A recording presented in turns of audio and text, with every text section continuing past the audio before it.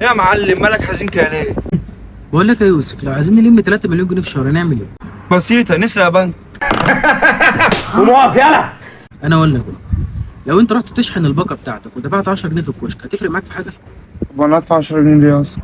ولو قلت لك ان بال 10 جنيه ديت هتنقذ بقى حياه طفل، الطفل ده اسمه عمر احمد غيط، مصاب بضمور في العضله، محتاج علاج هيكلف 3 مليون جنيه. محتاج علاج هيكلف 3 مليون جنيه، ولازم نلمهم في اقرب وقت قبل ما يفوت الاوان. طب افرض انا دفعت ال 10 جنيه، هتلم الباقي من الناس ازاي؟ الموضوع سهل خالص، احنا مثلا عدد سكان مصر كام مليون؟ 100 مليون. عندنا مثلا كام محافظه؟ 27 محافظة. عايزين بس من ال 100 مليون بني ادم ده في ال 27 محافظه 300,000 بني ادم بس يتضرب 10 جنيه مره واحده بس في الشهر. مش فاهم يعني. ال 300,000 واحد دولت لو قسمناهم على 27 محافظه هيطلع نصيب كل محافظه فيهم 11,000.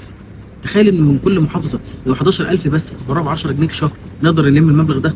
تمام، طب دول احنا نوصل لهم ازاي؟ ولا هم يوصلوا لعمر ازاي؟